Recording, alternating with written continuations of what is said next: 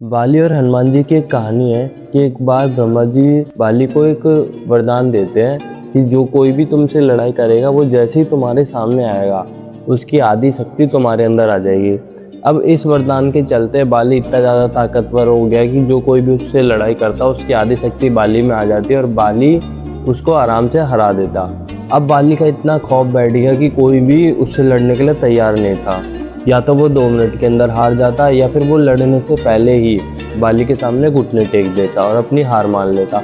अब इसके ऐसे बाली बहुत अकेला महसूस करने लगा क्योंकि उसके मनोरंजन के लिए कोई उससे लड़ने के लिए तैयार ही नहीं होता था। तो बाली परेशान होकर ब्रह्मा जी के पास जाता है और ब्रह्मा जी से बोलता है कि ब्रह्मदेव मुझे कोई ऐसे योद्धा बताओ जो मेरी टक्कर का हो। तो ब्रह्मदेव बोलते हैं कि अगर तुम्हें अपनी टक्कर का कोई योद्धा चाहिए तो वो बस केवल एक ही है जो है हनुमान। तो तुम जाकर हनुमान से युद्ध करो, वो तुम्हारे टक्कर का योद्धा है। अब बाली जल्दी से हनुमान जी के पास जाता है और हनुमान जी से बोलता है हनुमान मुझे तुमसे लड़ाई करनी है। तो हनुमान जी बोलते हैं क्यों? तो बाली बोलता है कि मुझे तुमसे लड़के ये साबित करना है कि मैं तुमसे ज़्यादा ताकतवर हूँ।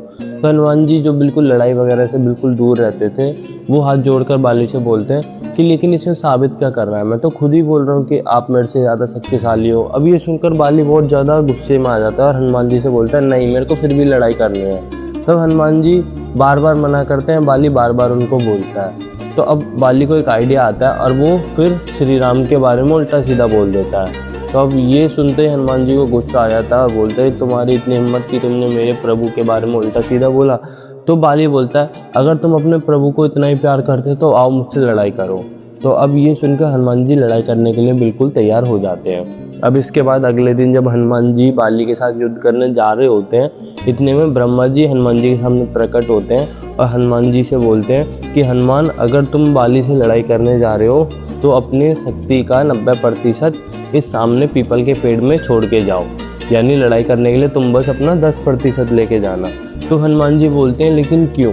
तो ब्रह्मा जी बाली के वरदान के बारे में हनुमान जी को बताते हैं। अब हनुमान जी ब्रह्मा जी के सामने हाथ जोड़ते हैं और बोलते हैं जैसी आपकी आज्ञा प्रभु, और वो अपना 90% उस पेड़ में छोड़ के 10% केवल अपनी शरीर के अंदर लेके चले जाते हैं।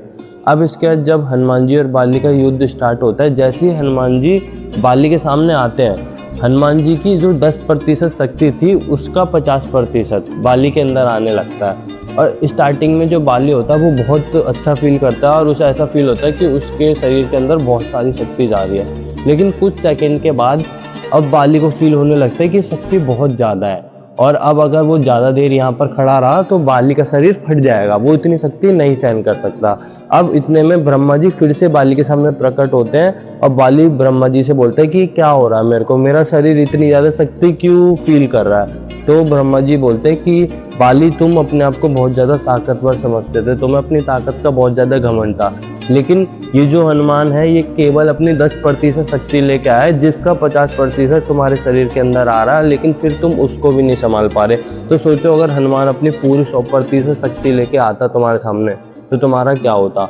अब ये सुनते ही बाली को बहुत बुरा फील होता है और वो ब्रह्मा जी से बोलता है कि अब मैं क्या करूँ, मैं इससे कैसे बचूँ। तो ब्रह्मा जी बोलते हैं अब बस एक ही चारा है कि तुम यहाँ से भागो।